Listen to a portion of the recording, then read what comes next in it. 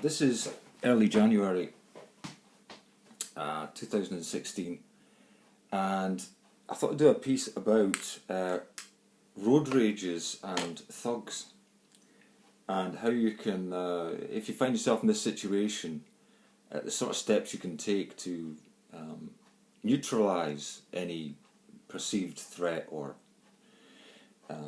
any thug or anything.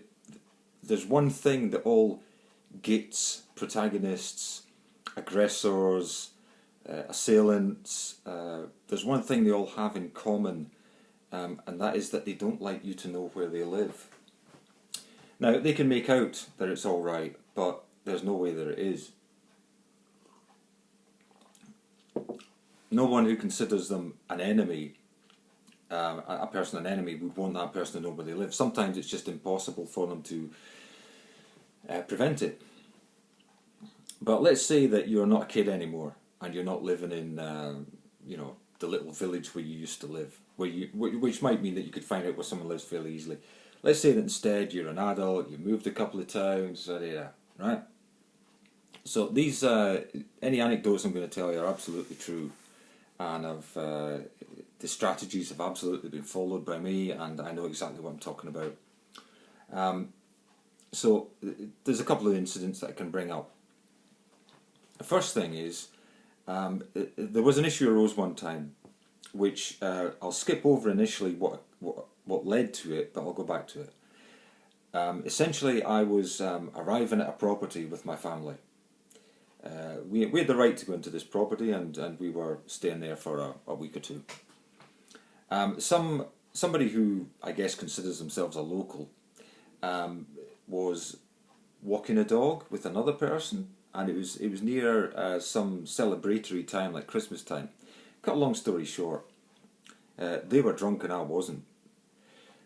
It's pitch black. We've got the two kids in the car, and I'll explain why my spouse is also important. She was in the car, but she's also quite important to the story. So we parked up a little car and we going in the back gate. And we're trying to be reasonably quiet, and it's 9:30 at night.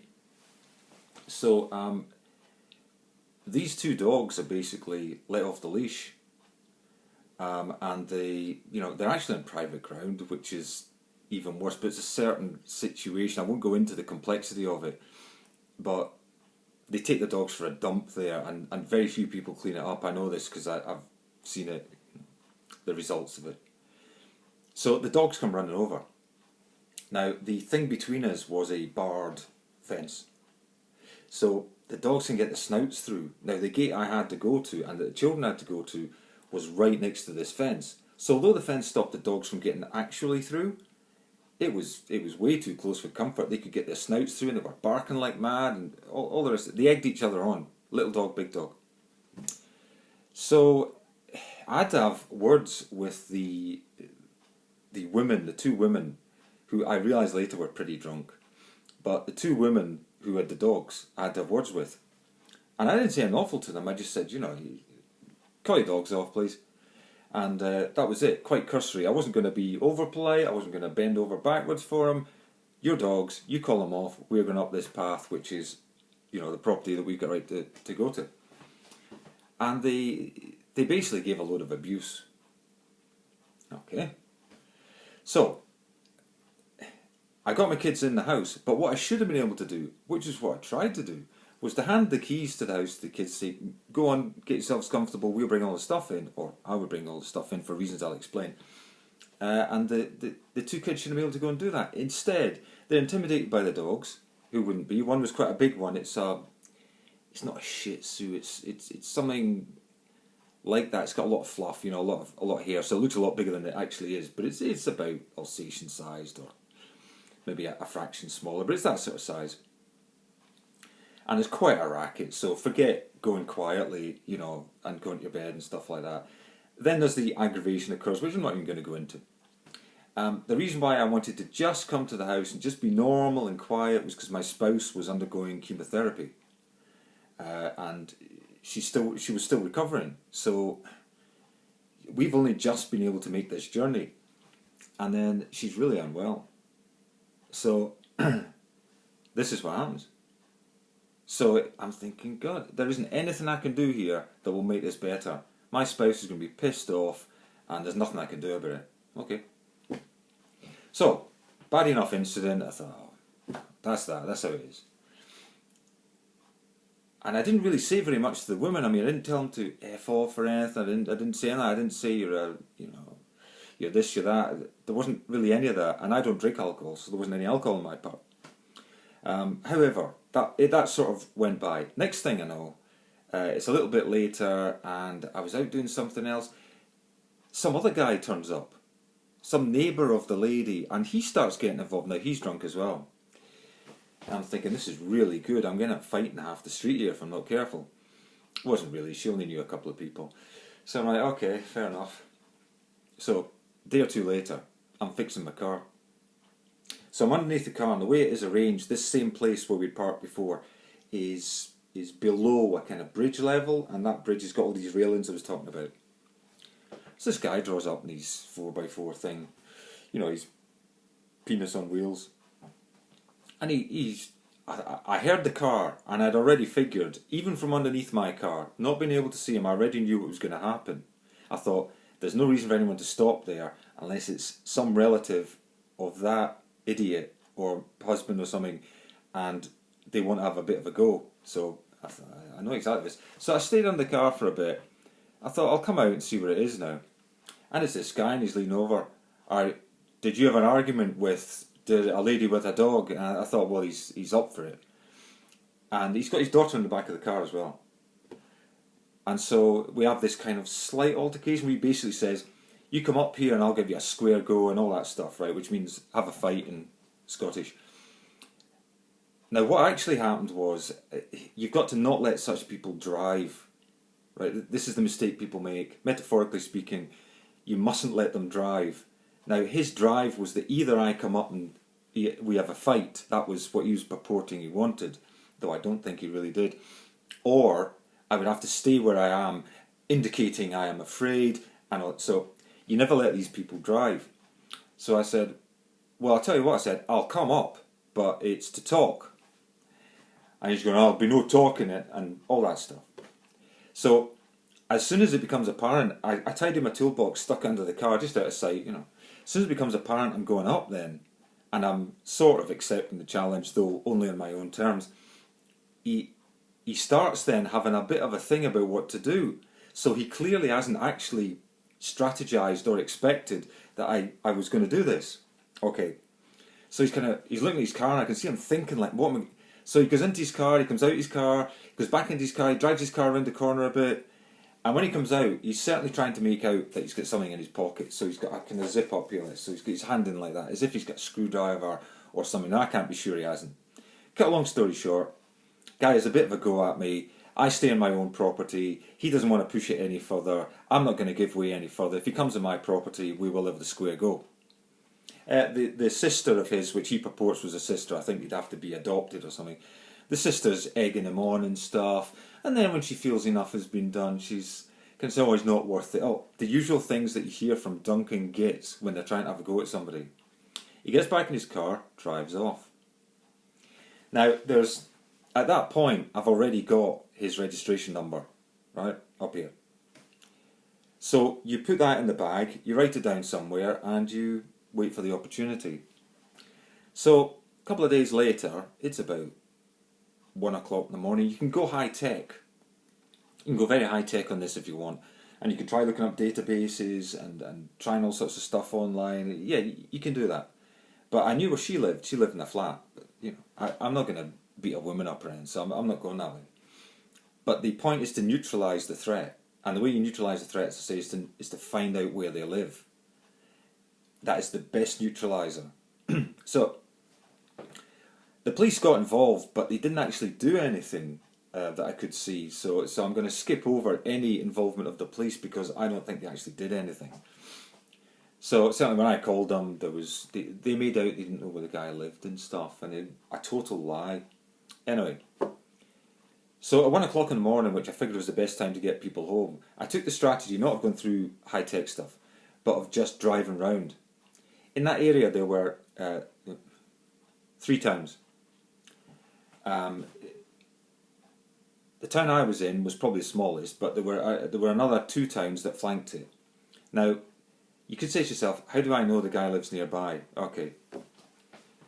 He has a car that he is over proud of. It's a big 4-wheel drive thing. It says animal on the side or something. So he's got a bit of self-aggrandisement, and it is a penis on wheels. You know. So he's got a car he's over proud of. The car is always clean when he comes round to his sister's house. So he doesn't live far away, because we don't live in a country that's got great weather. So that guy does not live far away. So I think to myself, well, he's got to be within, because these towns are clustered together, and to live somewhere else, you really have to be a few miles further. So I thought to myself, that car's pretty clean when he sees her, and these are farm roads round about. You can't keep a car that clean. So 1 o'clock in the morning, I hop in the car and drive round. Now, on the basis that I wasn't going to get lucky straight away, pardon me, I left the house that I was at 12:30, because I reckoned, you know, it's not the best time to get someone at 12:30. They could still be out somewhere. But on the basis that I'm not going to get lucky right away and find the car, you know, that matches this registration number in car time, I thought I could leave early, because it's going to be half an hour before you find it, if you do find it. So I started on town 1, which was the nearest to the big town nearby. Didn't find anything. I drove past every single address in the actual urban area. There's a few outlying houses, farmhouses, but I reasoned that this guy didn't live there. I had to deduce what class he was from, if you get what I mean. And I deduced he was middle class.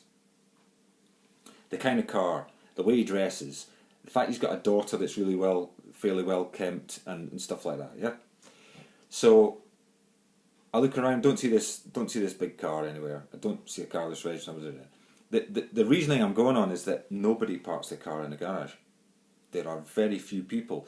As percentage of the population, it's got to be less than 0.5% actually put the car away, or even have the car behind gates high enough so you can't see it. That was the basis I worked on. Turned out right. I go to the next town, which is the town that I was actually in, and I drive all around every address there. And I'm literally doing 2 miles an hour, or 5 miles, or 15 miles an hour in second gear, and I'm just looking for this big car. As soon as I see a car of the right type, I'm going to check the reg number. If I have to stop my car and get out and walk up the guy's driveway, I'll do that. I didn't have to in the end. So I'm going around this town, don't find it in that town. Go to the last town, the very last street in the very last town. As I was driving up it, you see, I deduced the kind of car, the kind of person, the way it all seemed, middle class. It just spouted out. Bloke that's made it to middle class and is over proud of his car, and he's just too much of a twat about it. So as I go up this particular road, it's new build houses and stuff. Most houses in the area weren't new build houses. So as I'll go up this road, I'm getting these butterflies in my stomach, and I'm thinking, this is exactly the place I'd expect that guy to live. And it's a really frosty, clear night, and I'm going along these, you know, beautifully recently made roads and everything, these toy town houses, you know. And then, this is another point I'll point out in a minute.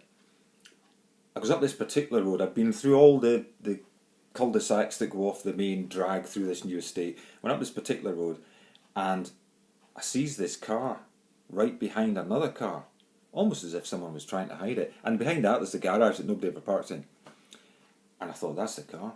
That is exact. So I turned round, I comes back, and I looked at the car, exact reg number. That's where the guy lives. I won't say what street it's on, but it's number 4. So that right? That's where he is. I shut off then. And I can see there's a television on or something in the house. So, but that was all I wanted to do, and that's all I ever did with that bloke, was establish where he lived. Once I know where he lives, he is not half as much a danger to me and my family. So I write the address down when I get home and just put a little note with it as to what the guy is there. And that brings me to my next story. There's a couple of things about thugs and road rages that you need to realise they have in common. They tend to be people are going to have altercations that involve a car. That guy just happened to drive to where I was, but other people, there's another time I was in the local town and I was at a crossing, and there was some roadworks, which meant I couldn't really get right across the crossing without blocking the junction, or stay before it without staying too far back. So I made up my mind to go just across it, and I'd have to stop there. Then someone wanted to get across, and they couldn't. This person in this car comes up then, and she obviously thought it was too much for me. Why was I doing that? I mean, it's like she didn't know there were roadworks and all the situation that there was. So the person who wanted to cross in front of me had to reverse 1.5 yards in order to then go around the junction, right? That was enough for this woman to come past, who I've never seen before. She wound down a window and she shouted out very volubly. She stopped, just about stopped by my car. Window wound down, shouted out very volubly, "Selfish git!" And she had this real scowl, right? And then she shot off up the road. I thought, lovely. So I went down my window and I just looked to see a reg plate. I already know it's going to be a private reg plate. How do I know that? A lot of middle class gits have got private reg plates. It's not that if you've got a private reg plate, you're a middle class git. I'm just saying a lot of middle class gits have got private reg plates. So she shoots off. I see the reg plate. I'm not going to say what the reg plate is or anything. But Jill shoots off. Jill shoots off. And I see her going up that way and I think, okay. I went and did the errand I was doing. And I kid you not, this is not a word of a lie. I know the area reasonably well, so I know the cul-de-sacs in the area. I had already realised from previous experience, middle class gits tend to have private reg plates and tend to live in cul-de-sacs. If you've had a road rage incident, the chances are awful good. I'd say it's 75% likely the git lives in a cul-de-sac. So I went my errand, still with the sandbags from the builders merchants I'd gone to, got in the car, drove up the main drag through this, it's the main pub drag, everyone, you know, it's the wobble as it's called here locally. So I went up the wobble, and the first place I knew that had a decent cul-de-sac, I looked at this particular offshoot, I thought, yeah, that's a cul-de-sac, because I know from memory that doesn't go anywhere. So I drove up this little new estate, Toy Town houses again, and I thought, this is a really narrow road, I'll reverse up. So I reversed all the way up, and there's a really long, winding bit to get to this end, this actual cul-de-sac end. And I kid you not, the woman lived right there. You know, something GIL lives right there at the end. And that was the first cul-de-sac I went up. And all I had to know was that most middle class gates have private reg numbers, so it's easy to remember. And most middle class gates live in cul-de-sacs. That was it. That's all I needed to know. And I knew exactly where a road rager lived. To this day, I've got the address written down. And so I guess the rule is, if you want to be a git to people and have road rages, or be a thug to people in general, don't take your car. And don't have a private reg plate. And don't be the usual middle class git and live up a cul-de-sac. Because boy, does that make it easy to find. Took me 1.5 hours to find that first guy. That's it, 1.5 hours. If you had a database, it could take you more time to find the guy. 1.5 hours. And the cost was about, what, £4 in petrol? That is cheap, not time consuming, and easy to do. If you're in the same situation, do not rule out. Just analyse the situation, think about the car, is it clean, is it dirty, are they likely to be relatively local, anything about their accent, anything. You analyse all that and you say to yourself, you know, that's my starting point. When's the best time to catch them in? And realise nobody, even middle class gates, don't park their cars in the garages. Thanks for watching and listening.